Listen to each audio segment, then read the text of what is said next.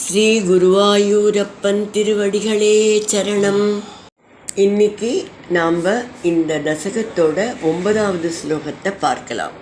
முதல்ல வார்த்தைகளை பிரித்து சொல்லலாம், பிறகு ஒவ்வொரு வரியும் சேர்த்து சொல்லலாம்.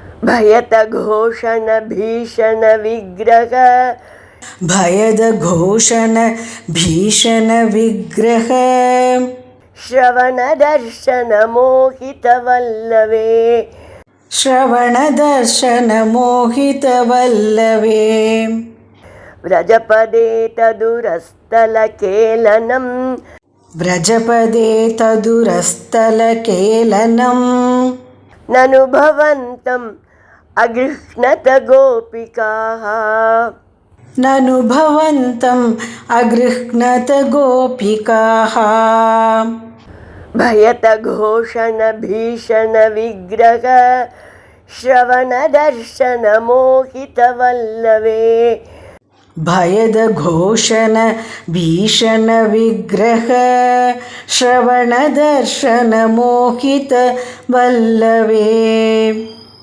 ವ್ರಜಪದೇ ತದುರಸ್ಥಲ ಕೇಲನಂ ನನುಭವಂತಂ ಅಗೃಹ್ಣತ ಗೋಪಿಕಾಃ ವ್ರಜಪದೇ ತದುರಸ್ಥಲ ಕೇಲನಂ ನನುಭವಂತಂ ಅಗೃಹ್ಣತ ಗೋಪಿಕಾಃ.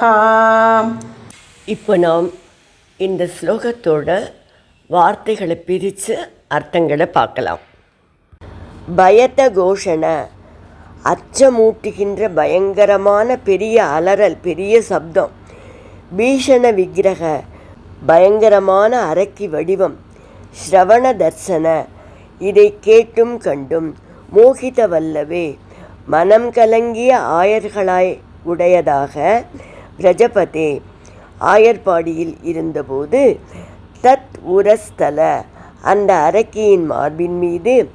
கேலனம் பவந்தம், விளையாடி கொண்டிருந்த உங்களை.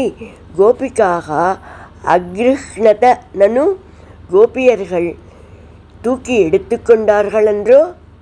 இப்போ இந்த ஸ்லோகத்தை முழுவதுமாக பாராயணம் பண்ணி இதோட முழு அர்த்தத்தையும் பார்க்கலாம். பயத கோஷண பீஷண விக்கிரக ಶ್ರವಣ ದರ್ಶನ ಮೋಹಿತ ವಲ್ಲವೇ ವ್ರಜಪದೇ ತದುರಸ್ಥಲ ಕೇಲನಂ ನನುಭವಂತಂ ಅಗೃಹ್ಣತ ಗೋಪಿಕಾಃ. பூத்தனையோட மிக பயங்கரமான அலறல், காதை செவிடாக்கிற சத்தத்தை கேட்டு கோகுலவாசிகள்லாம் அவர்களோட வீட்டை விட்டு வெளியே ஓடி வரா. அவளோட பயங்கரமான அசுர உடல் அடுத்த போல. அதை பார்த்து திடுக்கிட்டு உணர்வற்று நிற்கிறா. மோகித வல்லவே என்கிறார் பட்டதிரிகள். மனசு கலங்கி போய் பயமும் குழப்பமும் மேலிட நிற்கிறார்கள். என்னன்னா, அவளுக்கு இப்படி ஒரு பயங்கரமான உருவம், நான் சொன்னேன் இல்லையா, 12 மைலுக்கு இருந்தது அவளோட உடலோட நீளம் அப்படின்னு.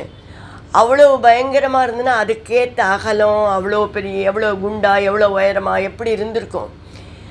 இந்த மாதிரி ஒரு உருவம் இந்த சின்ன வீட்டுக்குள்ளேருந்து எப்படி வந்தது அப்படின்னு திகைச்சு போய் நிற்கிறாளாம்.